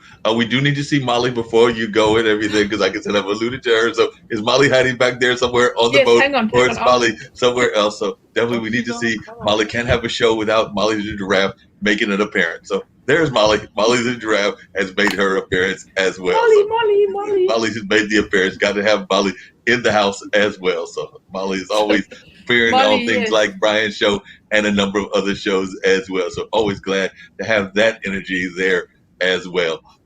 Robert, what are some of the things that you're looking forward to? I know that you're taking Tim's class. And by the way, Tim is one of the professors of Veronica's course and all of that. So you're in the middle of Tim's course. And I think that later on this week, you're going to be going out with the classmates and showing them you doing the hunting and all of that, as from what I'm understanding. So definitely tell us how that course is going and some of the things that you've got going on in your life. The course is fantastic. I received a DM from Tim Sohn. He reached out to me and had told me about his class. I didn't really know anything about it, but it was a pay what you can, $50 to $300, and it was a 6-week course. And I've been just, as much opportunities as I can take. If I can introduce my passion to the project, then it will succeed. And so I just fill out every single corner, every single track. And Tim's class is just amazing. There's so much value I've gotten out of it. I feel like totally, really, really undervalued price on that. But he's got to know how valuable it is. That's why he does it to help others. That's exactly what I want to do. Is kind of, I've been through some tough times in my life, but it takes a lot to get it out. And it takes the right platform and like the right, live or podcast to be able to do anything like that. So it's like I'm feeling my groove and like where I can kind of. I've listened to your podcast for the first time today, Mark, and I do apologize, but I tried to keep with everybody. I was so my response from everybody after being on Brian Roman's live the other day, yesterday, and it was just so much fun. And I felt endearment from people, and I want to make sure that I made a promise to God years ago that if I ever become influential or influence a large number of people, become famous, that I would use that to praise God. And so I want to make sure that I'm not, you know, one thing I'm not trying to scare my clients away with religion, stuff or paraphernalia, Yeah. but at the same time, I did make that promise, to make sure that people understand that I'm grateful for the powers that are higher than me, and so I I submit to a higher power, and so in the morning I get up and I thank God that the electricity didn't go out, if it's 40 below outside, at 40 degrees below zero with no clothes on, 15 minutes is the life expectancy outside. So it's really scary. It's scary. I'll have dreams sometimes and say, "Oh, I think I heard the stove go off." Okay, good. Electricity is still on. I've got a wood stove and stuff for backup. So to encourage you, Veronica, I really love your energy. Just so much fun. I saw you. You were on with Brian Shulman too, weren't you? Good. Yeah. So and I looked at Hmm. your profile about the summit, and I plan on attending that. And I Okay, plan on, cool. however I can integrate and just be part of the group and inspire. I'm gonna do that. And Robert, if you need any help, let me know. I run 2 workshops a week, and we can do a strategy session so you can get, I'll, give you some ideas and everything. Thank So you. yeah, connect with me. I'm a Yep, talker, definitely. so That's going to be a great connection for you and everything. Veronica is an amazing lady. She's done some great things with us here on the International Broadcast Media Network and all of that. So definitely, we find her to be a great person and are looking forward to doing more work with her and everything. So definitely, if you get a chance, Robert, definitely connect with her and all of that because she is truly amazing and truly very energetic and definitely has several fans here on the network. I'm Thank getting you ready very to go and much. do my other show, which is actually going to be talking about different abilities and all of that, and that'll be coming up at 4 o'clock. But before I go, one of the things I was curious about from you, Robert, is like I said, I mentioned the Northern Lights earlier, and you definitely talked a little bit about that. But just really quickly, and I know this may be a long answer, but what are some of the things that you think are folks' misconceptions about Alaska? Because, like I said, Alaska is one of the lighter states, and it's definitely not one of the states that I've gotten to visit yet, and know it's on my there's wish list little of places to go, but I I don't haven't want to. got there yet. But what are some of the misconceptions you think people have of your fair state? They don't realize how big it is, how large it is, how open Mm. people are with their guns for protection against wildlife. Bears are very, very dangerous. If you Mm. see a bear, they've seen you first and they've already decided what they're going to do with you. So I always just say, I don't want to see a bear. I don't want to see a bear because I mean, my clients do and stuff. It's 5 minutes on the road, but people get too close and people die because they think this bear is cute and that they're, especially during salmon season and stuff on the rivers and people are trying to have their and trying to visit their family and it's really dangerous.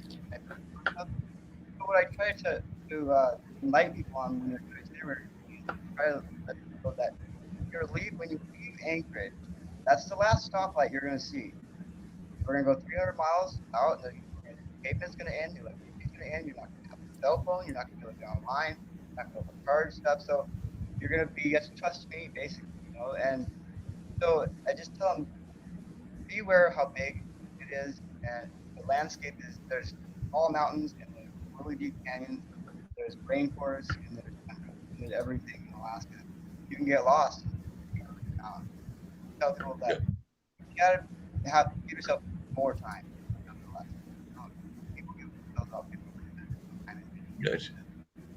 And Because I know they the start other thing that small. people oftentimes think about Alaska is the dog races and things of that nature. And I don't know how popular those are, but I know a lot of times when people think of Alaska, they think about those Iditarod races or whatever. I probably mispronounced it, but it's the great Oh, races around with the dogs and everything. February, March is our Iditarod time. We've got it's the same time as our we usually have a rendezvous for a rendezvous they call it. That's like Alaska. That's our Anchorage like Alaska Fair, but they didn't really have the festivities this year because of the COVID. Usually they have the Mhm. entire downtown Anchorage like the street. They put a bunch of snow on the street so that they can launch the Iditarod race. and then right down Fifth Avenue. Kick the dog down the road, off of the snow down the road, and they got to Wasilla, 1049. So. Yeah, I know that because of the song. Have you heard the song? When I get back to my home, I can tell that tale. I did a run trail. Yeah. Cool. Oh, cool. Yes. Okay, I have to go as well. Yeah, I'm going to get everybody off because, like I said, I've got to go and do my other show also. So definitely for both of you, and this is just really quickly before I get ready to bring in some of the other shows that we have airing and some of the commercials about them, because that's usually how I wrap up things along with that radio show theme that they've given me and all of that. But anything that you don't feel that we've covered, or any thoughts that you've got that you would like to share before I bring on some of the other shows that we've got, including Talking Upstream and Win with Win and a couple of others as well. So I'll start with you, Veronica. Is there anything that you would like to share with our audience that you haven't shared today that you just want to leave them with and all of that? No, just, you know what? It's COVID. It's hard. Just step it up and be positive, keep smiling, and just go with your passion. Just stay with your passion and go with your passion and do it, right? Do it. I agree with you on that. No doubt about that. Because you're going to fall, just get up and get going. You're going to fall, get up, get going. We'll go get through this, and we're going to look back and just go, COVID was 2 years, but it wasn't really that long, So, yeah. I agree. What about yourself, Robert? Is there anything that you haven't covered that you'd like to touch base with before I bring in a couple of these shows that we've got and get ready to go do my other show, Mullings, which I do, and he just dropped. So I'll just go for doing the promos and all of that. So definitely Veronica and Robert and also Monica, it was great having all three of y'all on, and definitely look forward to having extended conversations with y'all later on as well. But I definitely felt that we touched a lot, including around COVID and around pivoting and around a number of other things. And I'm hoping that we got Veronica some new folks that'll come and sign up for her course and all of that. So always glad when Veronica joins me. Always glad even to see husband Roy of hers in the background walking by every once in a while. So that is great also. So definitely want to thank you for joining me and all of that. And I'm going to bring up this Talking Upstream and maybe a couple of the other shows and get on out of here myself very shortly as well. So thanks Marc. Once again, Veronica, and I look forward to catching you in the very near future. Okay. Bye, Marc. Bye.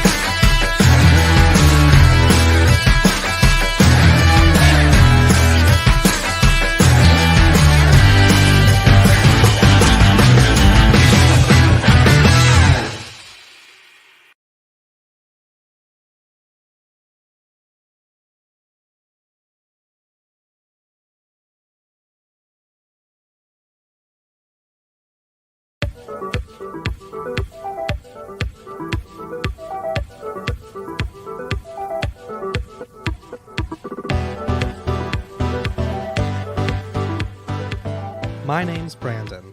I'm a world traveler, foodie, and YouTuber. Together, you and I will find the best travel hacks, tips, and best places to explore. Join me as we find new adventures together, live only on IBM.tv.